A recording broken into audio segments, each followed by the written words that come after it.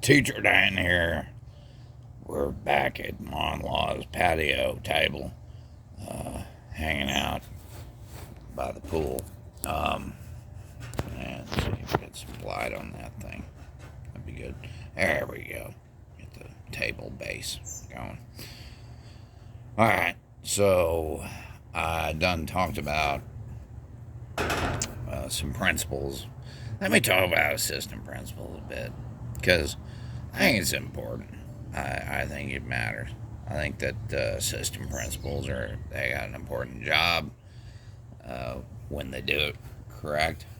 Uh, I think it's I've done it, been there, and having done that, I can say I can be a principal, sure, because the assistant principal does all the heavy lifting, really, you know. So, um, assistant principal, what's your job? Well, basically, it's discipline. That's pretty much it. You do other stuff. You do scheduling and all that kind of thing. Back when I was doing it, we were also in charge of testing. We had to coordinate the state testing, hand out the books. That was back when it was in books. It's not books anymore. Now it's all online. Um, we had books. We had to manage. Chain of custody. You got to sign everything out to everybody, and everybody, take their books and they go and do their test, and you collect the books, and they still do some of that, pencils and scratch paper and all that kind of thing. But uh, that was one of my roles was handling the books for testing. Okay, but mostly my job was discipline. Every day after school, I worked again, urban setting, Lakewood, Colorado. We had fights like every day. So it'd be every day after school. What do? You go and you walk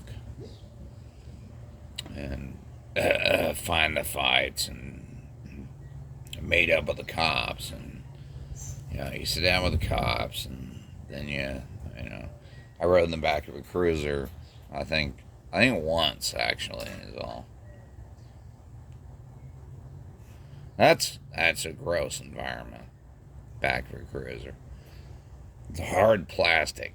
I don't know if y'all ever been arrested. I've never been arrested, but they throw you in the back of the cruiser. It's not a nice seat, you know, because people like throw up in there and stuff, and it's a hard plastic. It's like a carnival ride seat. It's hard to describe if you've never been in one. Anyway, it's another story for another time, I guess. But every day we'd take a walk, chase down the fights, you know, and they'd be within a couple of blocks, and kids would be out there having a fight. And it was always stupid.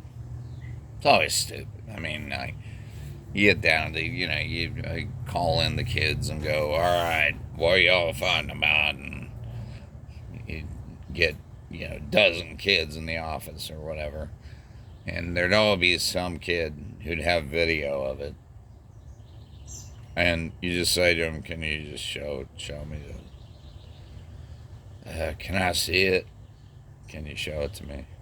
Because you can't search phones. I mean, not that I want to. I don't want to search phones. I don't want to see all the sexy pictures or whatever that teenage girls are doing.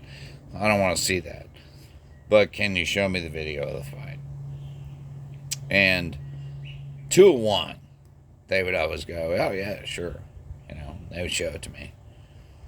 And I'd be like, can you, send me a copy of the video? and I'd fill out my paperwork, and they always were very cooperative, really. Yeah. They just took video. I say, you're not going to get in trouble. I mean, you're not.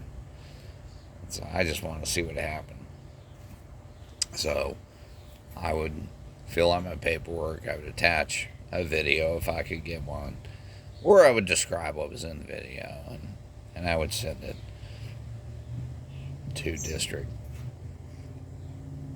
That was an urban environment. That was an environment that was full of gangs. I mean, there were like 8 different gangs operating in that community. Lots and lots of undocumented kids. Lots. I didn't care about that. I didn't care about the gangs, to be honest. Gangs don't give a shit about me. You know, gangs don't freak me out. I mean, I'm like, yeah, you guys do your thing, I'll do my thing. They don't care. They're doing business. That's what they're doing. And as long as you don't mess their business, they don't care. They are not interested. And for the most part, I'll be honest, I'll be real upfront about it. Gangbangers, for the most part, when they have kids, they're concerned about their kids. They're not out to get teachers. They're not out to get school people. They're just not. I mean, they don't care about anyone else when it comes to that. They care about their kids. They do. And, you know, I mean, I interned for my principal license at a community college, right? They ran summer school for kids who were, you know, making credit recovery stuff, doing that.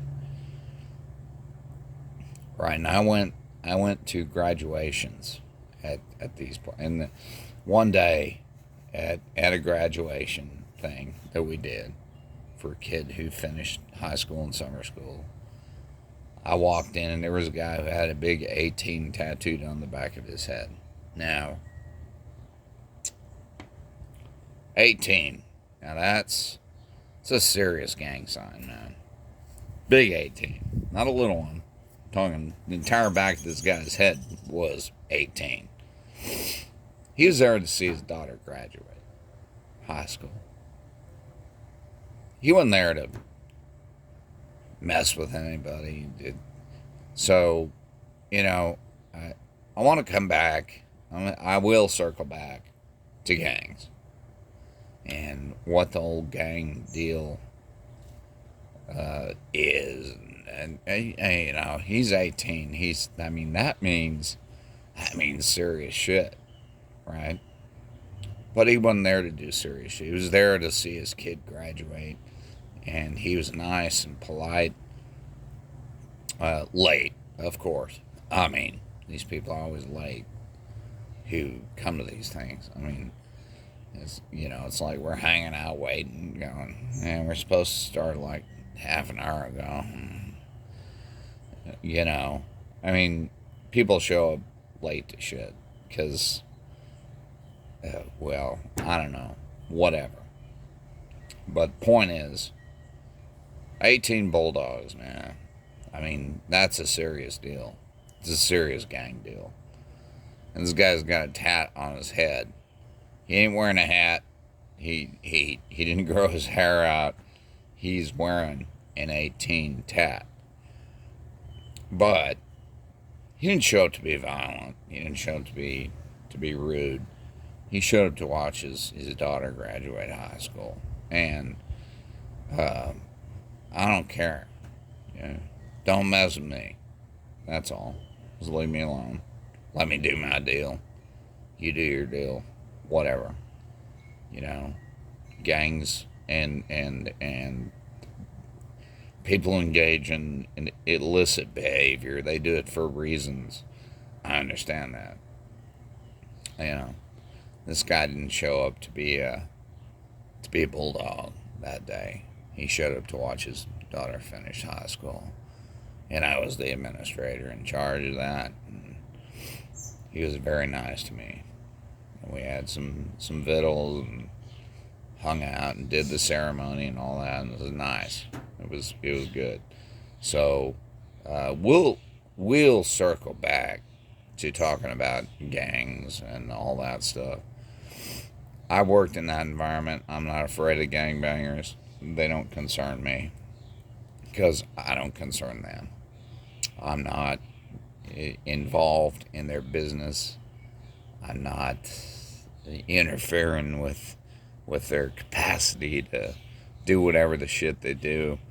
Yeah, they're involved in illicit behavior. Do I care? No, I don't. I don't care.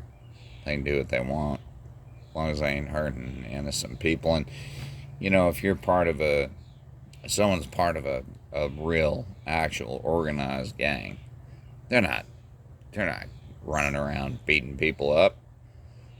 That's not their business. Their business is business. It's money. They're selling drugs and guns and whatever they do. I don't know. But it doesn't concern me. And as long as I don't interfere with it, I don't concern them.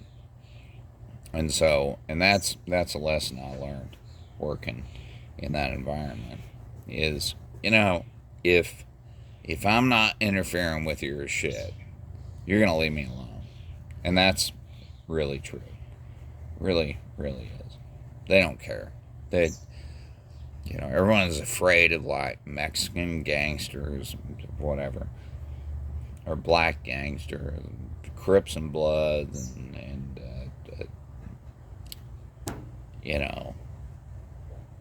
MS-13 and all. They don't care about you. They're not interested.